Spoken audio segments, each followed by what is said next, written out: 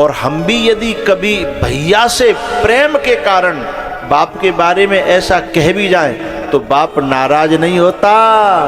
बाप इस बात को सुनकर के बहुत खुश होता है कि मेरे बच्चों में इतना प्रेम है, क्योंकि मैं तो कुछ दिन का हूं लेकिन इनको अभी बहुत जिंदगी जीनी है, इनमें प्यार का रहना बहुत जरूरी है।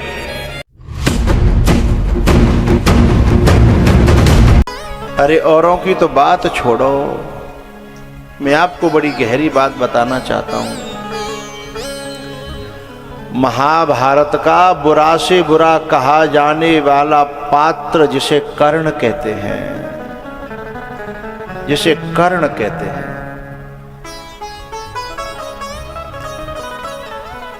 उसको जब पता चल गया ना कि पांडव मेरे भाई थे,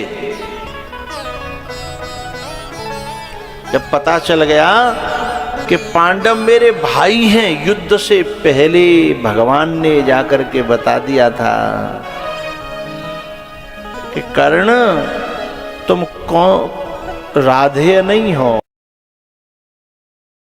नहीं हो, तुम तो मां कुंती के बेटे और सूर्य की संतान हो। उघर पटल परशुधर मत के।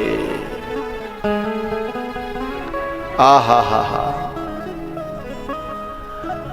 अब कर्ण के बाणों में से वो नुकीलापन खत्म हो गया, क्योंकि कर्ण को पता है कि ये बाण मेरे भाई की छाती पे जा रहा है, जिसके ऊपर दुर्योधन बहुत गर्व कर बैठा था। भगवान ने उसके दुश्मनी के जहर को, कर्ण के भीतर जो दुश्मनी पल रही थी दुर्योधन की, डाली हुई। कर्ण का तो कोई व्यक्तिगत बैर था ही नहीं, बात समझ में आ रही है ना? कर्ण का तो व्यक्तिगत, दाता तूने मेरी तकदीर में ये क्या लिखा है, मैं अपने भाई पे बाण चढ़ा रहा हूं जिसे गले से लगाना था, जो ये मेरे ये इसे मैं बड़ा हूं, ये मेरे पांव छूता तो मुझे इसके सिर पे हाथ रखना था। और इतना धर्मात्मा भाई है मेरा, और मैं राम राम राम राम। कर्ण का हर बाण उसी के दिल को भेद रहा था। बाण तो चलाए थे कर्ण ने, लेकिन ऐसा कोई बाण नहीं चलाया जो उनको घाव दे। कभी रथ को तोड़ता है तो कभी धनुष को तोड़ता है तो कभी ध्वजा को काटता है, हैं? लेकिन जब ये पता चल गया कि मेरा भीम मेरा भाई है, मेरा भाई, राम राम राम राम। जिंदगी भर जिन भाइयों के लिए तरसा हो और जब वो सामने आए तो उस रूप में क्या पीछे भी नहीं हट सकता और आगे बढ़ा नहीं जाता है, उस दुविधा का दैव संयोग से महाभारत में जिन्होंने कर्ण का रोल किया है वो कल इस दुनिया से विदा हो गए। महाभारत में जिन्होंने कर्ण का रोल किया था वो कल ही, और सचमुच बहुत गजब का रोल किया था। क्या नाम था? नमन धीर।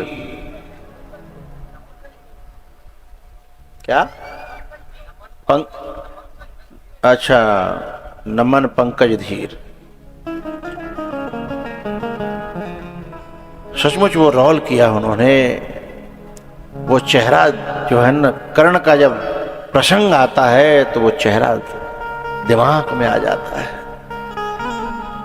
दुर्योधन के षड्यंत्रों से कभी खुश नहीं रहे।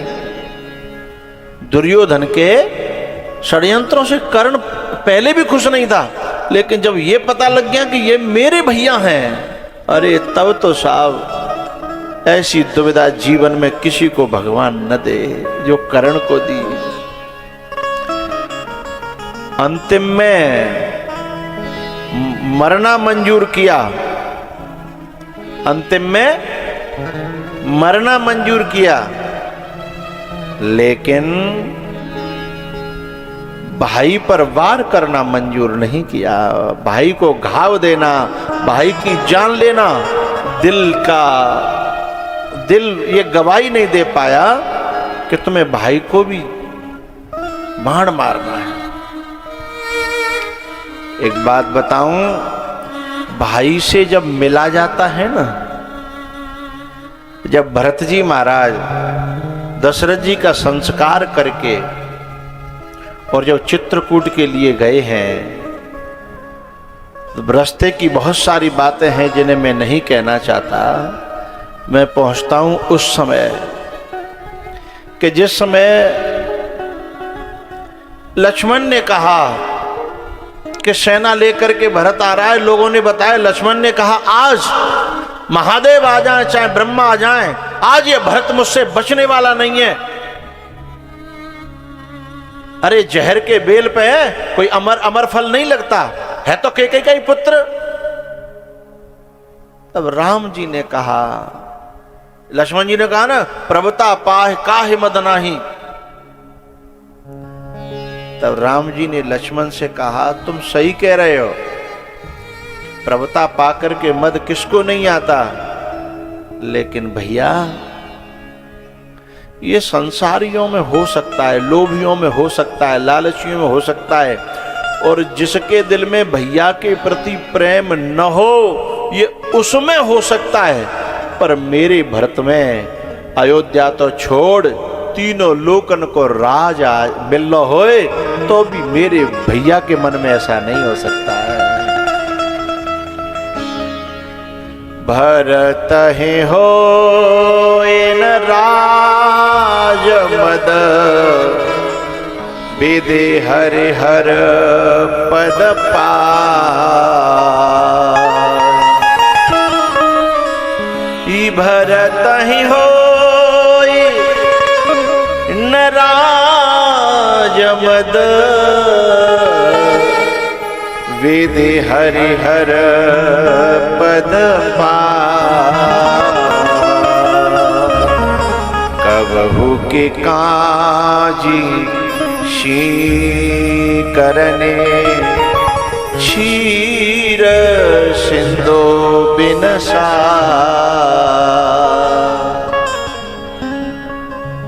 लक्ष्मण, तुम भरत के बारे में ऐसा सोच रहे हो? विष की बेल पे कभी अमृत का फल तो नहीं लगता, पर तू ये बता, कमल कहां खिलता है? मार्बल में? कहां खिलता है? गंगा जल में? कमल हमेशा कीचड़ में ही खिले हैं। और दूसरी बात, अभी तुम न कैकेयी को जानते हो और न भरत को जानते हो, और जब तक तुम इनको जान नहीं पा रहे, तब तक तुम्हें ऐसा बोलने का कोई अधिकार नहीं है।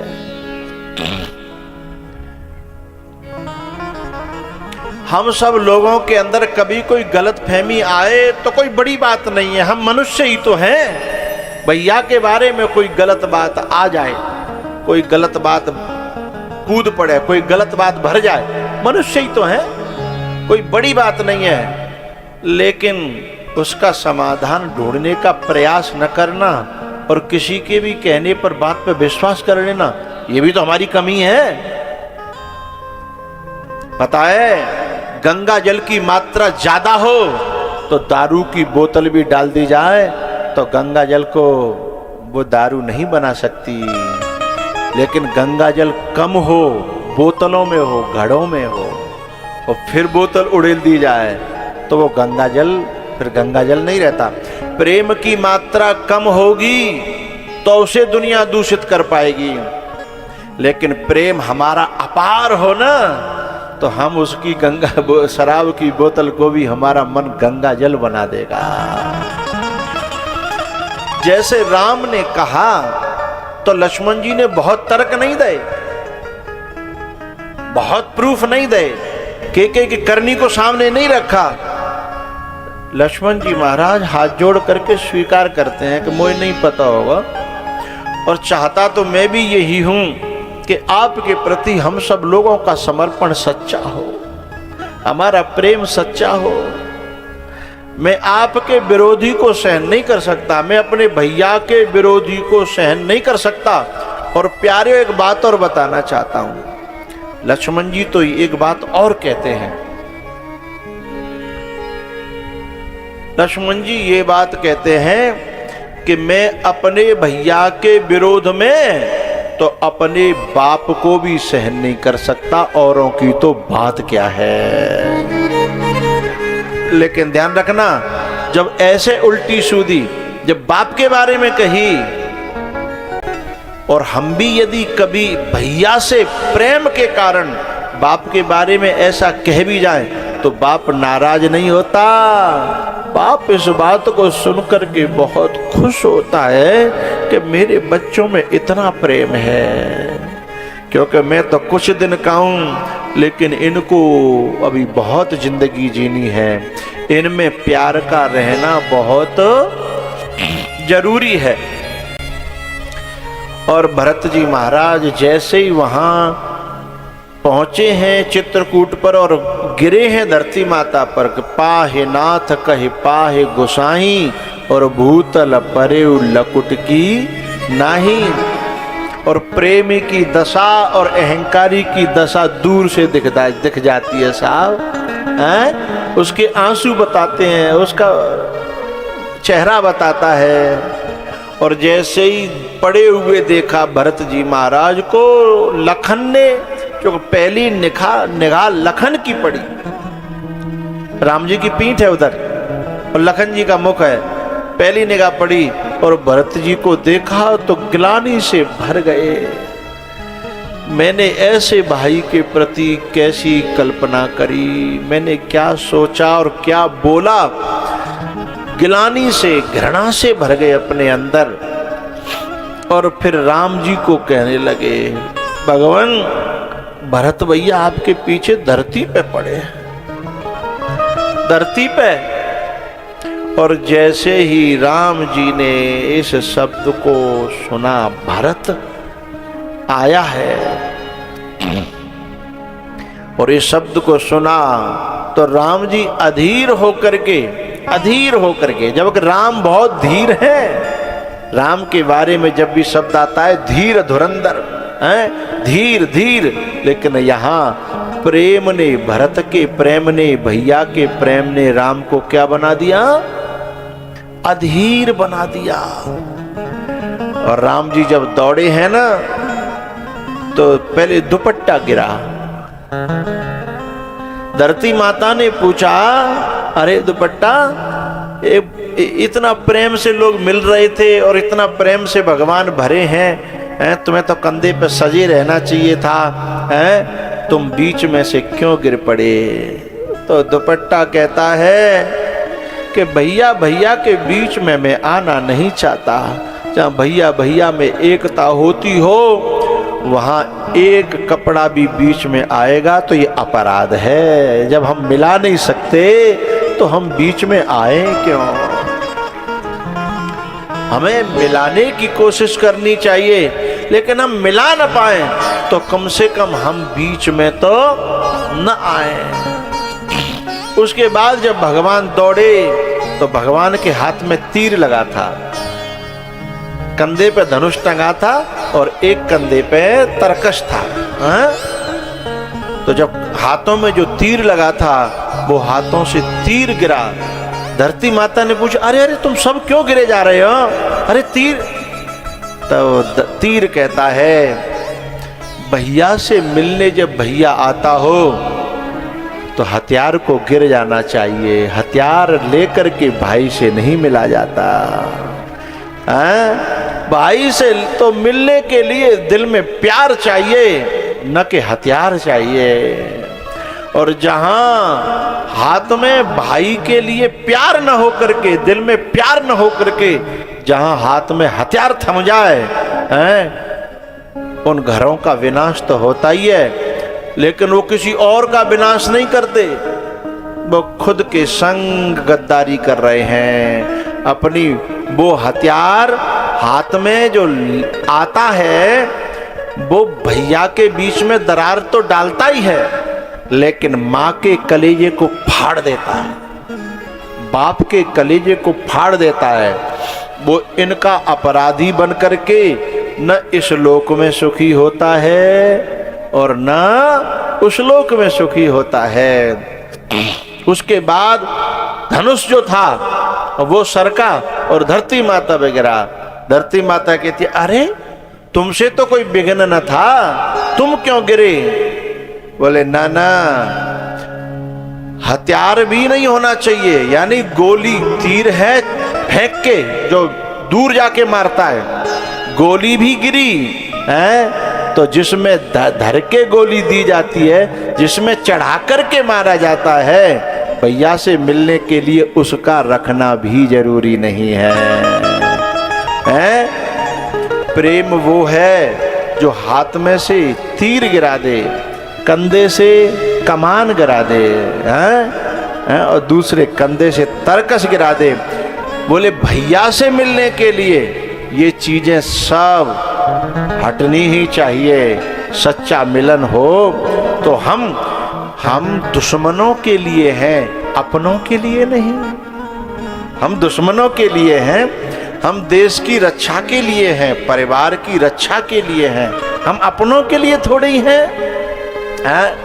और कहूँ पट कहूँ निसंग धनु तीरा, उठे राम सुने प्रेम अधीरा। उठे राम सुने प्रेम अधीरा, कहूँ पट कहूँ निसंग धनु तीरा, कहूँ पट कहूँ निसंग धनु तीरा। युद्ध में जितने भी हथियार हों, सपोर्ट हों, वो सबको जब एक होते हों भाई और भाई, तो उन सबको बीच में से हट जाना चाहिए। राम जी दौड़े हैं और दौड़ करके, चूंकि भरत जी तो लेटे थे ना, तो बरबस जबरदस्ती उठाने की कोशिश कर रहे हैं, लेकिन वो उठना नहीं चाहते। किसी ने भरत जी से कहा क्यों नहीं उठ रहे हो, क्या बात है? बोले जब मैं ननिहाल से अयोध्या आया तो मेरा मुंह न देखना पड़े, इसलिए मेरा बाप मर गया,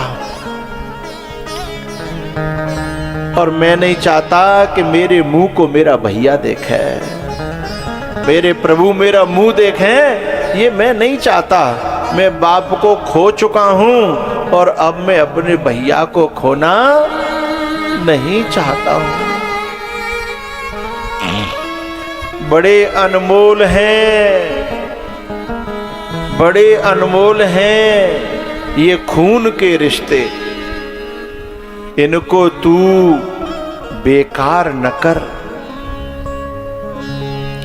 आज जब हमारे परिवारों में जब गड़बड़ी होती है तो इस रिश्ते की कीमत भूल जाते हैं, इस रिश्ते को ही भूल जाते हैं। लेकिन पता है हम ये भूल जाते हैं कि जब हम छोटे छोटे से थे तो बड़ो भैया हमसे बहुत प्यार करतो, क्योंकि तब हमारे अंदर ये दुनिया की जो फालतू बातें हैं ये भरी नहीं थी, हैं? बड़ो भैया जब कीचड़ होती थी तो पीठ पे बैठा के हमें पार कर देता था। अब वो डुबाने वाला नहीं है, पार करने वाला है। और जब कहूँ छोटे छोटे बालकन में लड़ाई होती और मोते कचू कोई कह दे तो कहो तो बड़े भैया पे सहन नहीं हो, तो जा बातें भूल गो। उस प्रेम को जो भूल जाता है ना, जब पढ़ने जाते थे तो बड़ो भैया साइकिल चलाए के मो पीछे बैठा रहे के लेके जातो, हाँ बाबा तो भूल गए।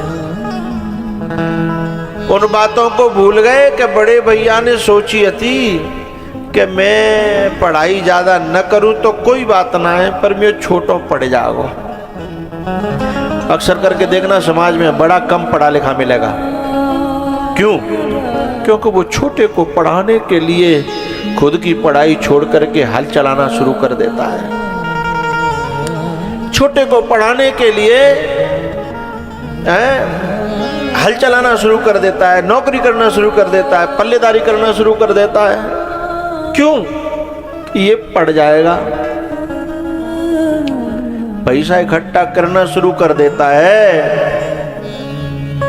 मैं खुद अपने संपर्क के सैकड़ों भाई को जानता हूं जो खुद गरीब हैं, लेकिन सोचते छोटो लग जाएगा ना नौकरी में, है ना, तो न घर की हालत सुधर जाएगी। गुरुजी मैंने 3 लाख को 4 लाख को कर्जा ले लूंगा, मैं चुकाता रहूंगा, फिर कचू जी चुकावे कुछ मैं चुका दूंगा, पर जाके नौकरी लग जाएगी तो घर की हालत सुधर जाएगी।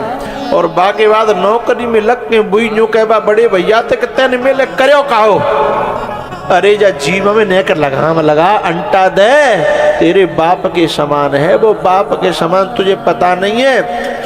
बाप से कंधा मिला करके जब तू छोटा था तो उसने बहुत तेरे को पढ़ाया लिखाया था, बहुत सपोर्ट किया था, हैं? इस बात को नौकरी में लग जाने के बाद वो सबसे पहले उसी से अलग होने की बात करता है। ये गद्दारी है, उस भाई के रिश्ते का कत्ल है ये।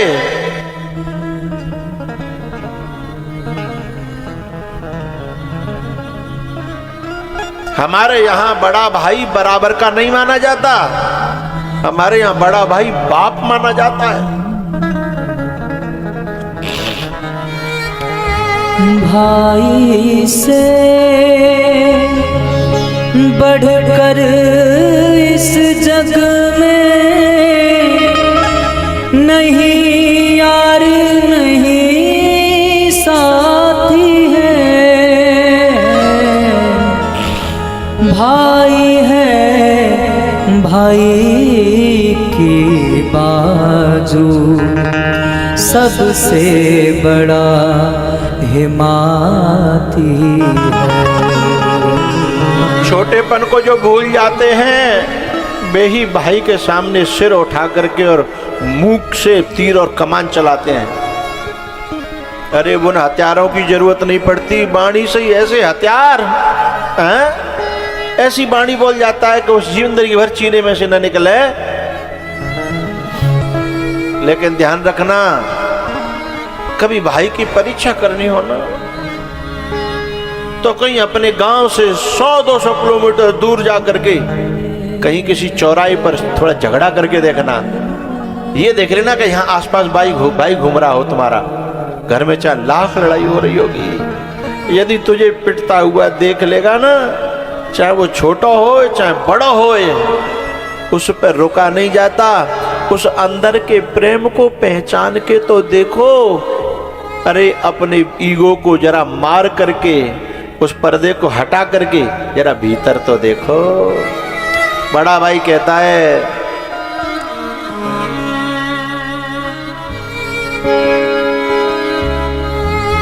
भाई से बढ़कर इस जग में नहीं यार नहीं साथी है, भाई है। बड़े अनमोल हैं ये खून के रिश्ते। अरे इनको तू बेकार न कर, और चाहे तो मेरा भी हिस्सा ले ले, पर इस सुकून भरे घर में तू ज्यादा रार न कर। बड़े अनमोल हैं ये खून के रिश्ते, इनको तू बर्बाद न कर। अरे चाहे तो मेरी दौलत ले ले, जमीन ले ले, और कुछ ले ले, पर इतने सुंदर आंगन में तू खड़ी दीवार न कर। बड़ा भाई ये कहता है।